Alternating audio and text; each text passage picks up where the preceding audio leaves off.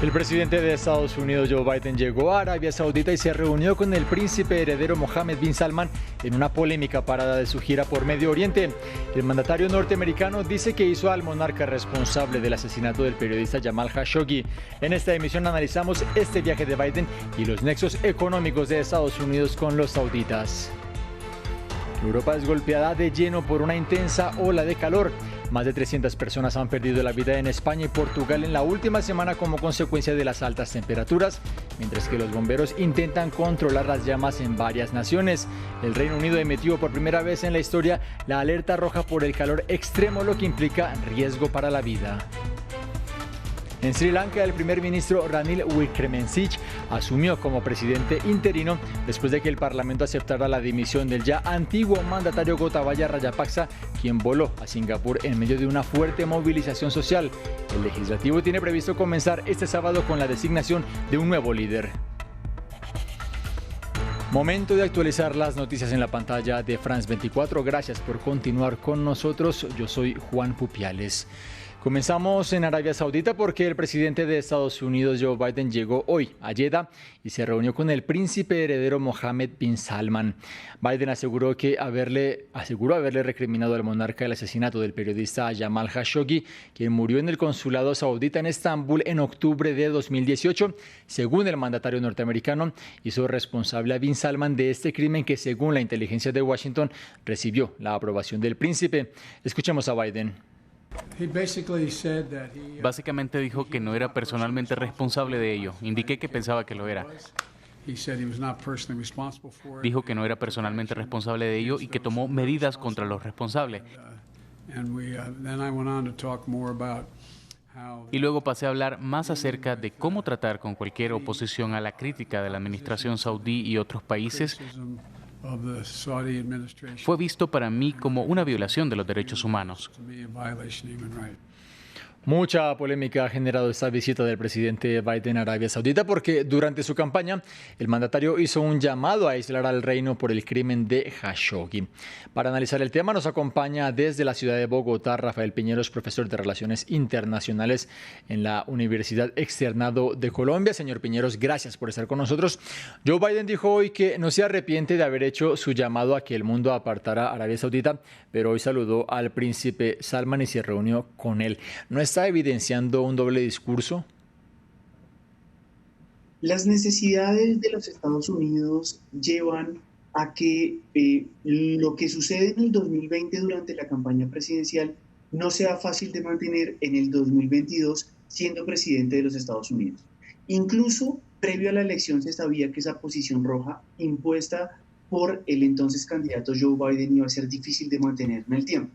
La situación en Ucrania, el precio del petróleo, la influencia creciente de Rusia y de China en la región, la necesidad de desarrollar ciencia, tecnología e innovación, redes de 5G en la región, han llevado a que sin duda alguna Estados Unidos tenga que tomar un enfoque distinto. Los países árabes y Arabia Saudita en particular no ha sido tan vehemente como esperaba Estados Unidos en condenar el ataque ruso a Ucrania. Esa razón yo creo que es la principal para adoptar un enfoque más pragmático, si se quiere, en la relación entre Estados Unidos y Arabia Saudita. En efecto, hay una serie de convenios, de acuerdos firmados entre los dos y cambiar completamente el curso que planteó el expresidente Donald Trump alrededor de venta de armas y de bienes y servicios es muy complicado. Ahora bien, el petróleo sigue siendo un elemento importante y algunos otros elementos que se buscaron impulsar durante esta visita para seguir influyendo por parte de Estados Unidos en la política de Medio Oriente y especialmente en Arabia Saudita. ¿Qué efecto cree usted que va a tener a nivel interno esta visita para Joe Biden? Ya está recibiendo críticas por parte de miembros de su propio partido. Es problemático lo que usted menciona, porque sin duda alguna el entorno a nivel interno en los Estados Unidos no es fácil para el presidente Joe Biden.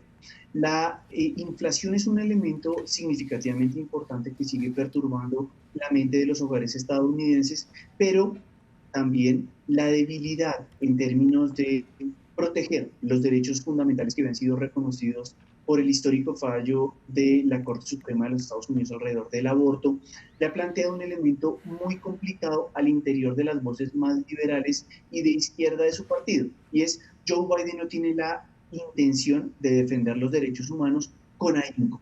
Y sin duda alguna las críticas en este sentido se van a dirigir a eso.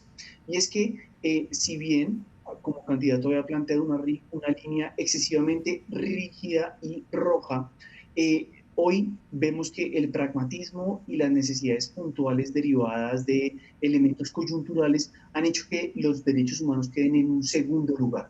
Ese yo creo que va a ser la línea que no necesariamente le conviene.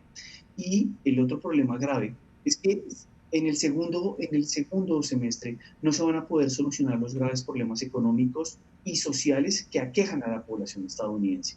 Por lo tanto, esta visita y en particular su reunión con Mohammed bin Salman no necesariamente va a ser muy positiva para los intereses propios y del partido de cara a noviembre. Volviendo al tema económico, Biden dice que él va a Arabia Saudita por petróleo. Este sábado él participa en la cumbre del Consejo de la Cooperación del Golfo. ¿Cree usted que se va a lograr ese objetivo y tendría este aumento un impacto concreto en la situación económica mundial? Los factores de inestabilidad pasan por elementos que van más allá de exclusivamente el precio del crudo. Es un factor importante, pero recordemos que hoy la situación en el viejo continente, de hecho la situación macroeconómica y monetaria en la cual un euro se cotiza igual que un dólar, no generan un elemento de certidumbre necesario. Hoy en el continente europeo hay crisis en Italia, asimismo la crisis derivada de fertilizantes y demás hace que sea muy difícil. Por lo tanto, veo complejo que el acuerdo que alcancen sea suficiente para detener el alza inflacionista a nivel mundial y particularmente en Estados Unidos.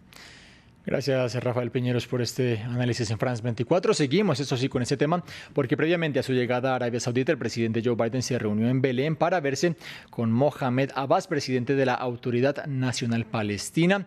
El líder de la Casa Blanca defendió el plan de una solución con dos estados, una consigna plasmada por primera vez en los acuerdos de Oslo de 1993. Sin embargo, Biden reconoció que esa meta se muestra muy lejana en este momento. Por su parte, Abbas hizo un llamado a Washington para que colabore con los territorios palestinos y aseguró querer tender una mano a Israel para lograr la paz. Esperamos con ansia los pasos de la Administración de Estados Unidos para fortalecer las relaciones bilaterales al reabrir el consulado de Estados Unidos en Jerusalén Este, eliminar la Organización para la Liberación de Palestina de la lista de terroristas de Estados Unidos, no somos terroristas, y reabrir su oficina en Washington. Y por nuestra parte estamos dispuestos a trabajar en el marco de la asociación y la cooperación con el fin de eliminar cualquier obstáculo para lograrlo. Europa sufre una grave ola de calor con nuevos récords de temperaturas superiores a los 40 grados Celsius, pero además, desde Francia hasta Grecia, varios países del viejo continente están padeciendo múltiples incendios forestales que han obligado a evacuar a miles de personas de sus hogares. Otros, como Italia y Reino Unido, se preparan para afrontar el pico de calor extremo en pleno verano. Unas temperaturas y desastres ambientales agravados por la crisis climática mundial que ha elevado la temperatura de la Tierra. Marina Sardiña tiene los detalles. El sur de Europa en llamas y marcando récords de altas temperaturas que superan los 40 grados Celsius. La península ibérica está sufriendo las condiciones más secas de los últimos 1000 años, según la OMM. Una ola de calor que deja más de 300 muertos en España y Portugal, donde los bomberos luchan contra múltiples incendios de gran magnitud. La alta temperatura no es la única consecuencia adversa de las olas de calor. La atmósfera estable y estancada actúa como una tapa que atrapa los contaminantes atmosféricos, incluidas las partículas, aumentando su concentración más cerca de la superficie. El resultado es la degradación de la calidad del aire y los efectos adversos para la salud, especialmente para las personas vulnerables. Las bocanadas de aire caliente y las llamas se extienden desde el norte de África hasta Italia, Grecia o Reino Unido, que este viernes emitió la alerta roja en el centro de la isla por calor extremo. La Oficina de Meteorología advirtió que se podría superar los 40 grados. También en Francia, miles de personas han sido evacuadas de sus hogares a medida que los incendios forestales arrasan las regiones del sureste del país. Estamos viviendo una temporada única en términos de dificultad. Ya hemos visto el triple de bosques quemados en comparación con 2020. Hemos tenido tanto una primavera muy seca como incendios que han comenzado con fuerza. La deshidratación, golpes de calor y problemas respiratorios por la degradación del aire debido al humo y otras partículas sostenidas en la atmósfera afectan a la salud de millones de europeos. Y es que miles de hectáreas arden cada verano en Europa, una problemática agravada con el calentamiento global, pero también los activistas denuncian que existe un lobby de los incendios, empresas que cobran por apagar fuegos, con fuertes intereses económicos, urbanísticos y a veces enfocados en la venta de madera. El primer ministro Ranil Wickremesinghe juramentó como presidente interino de Sri Lanka. Este alto funcionario sucede a Gotabaya Rajapaksa, quien abandonó el país el martes rumbo a Singapur en medio de una gran agitación social y una fuerte crisis económica. El Parlamento, que aceptó la renuncia vía email de Rajapaksa, debe ahora comenzar a elegir a un encargado de terminar el resto del mandato. Nos lo cuenta Juan Pablo Lucumí. Escenas de gozo en la capital de Sri Lanka.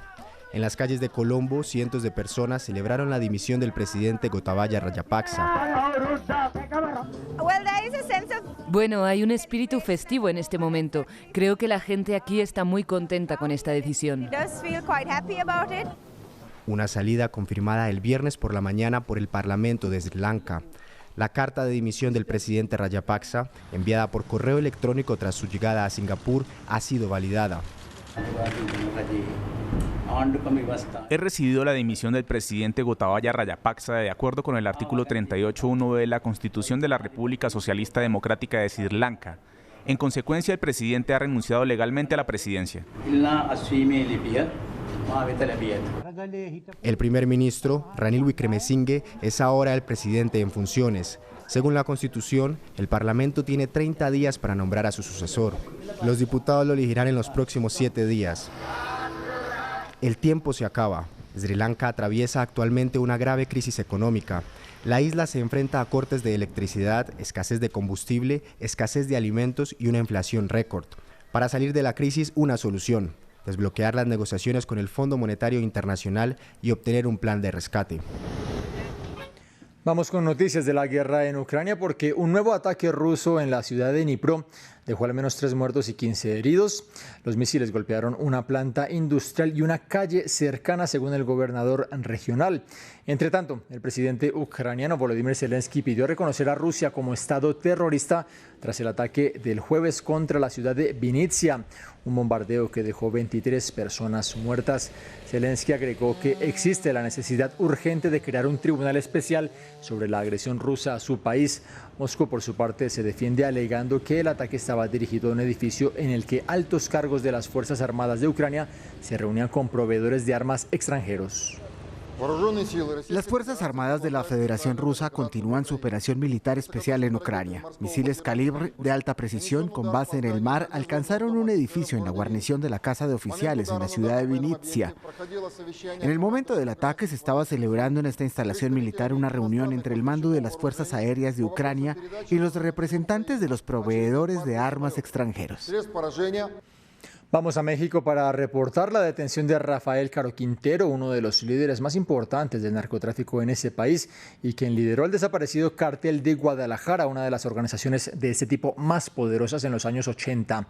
Autoridades mexicanas confirmaron el arresto de Quintero, de 69 años, quien es recordado sobre todo por el asesinato y tortura del agente de la DEA Enrique Kiki Camarena en 1985.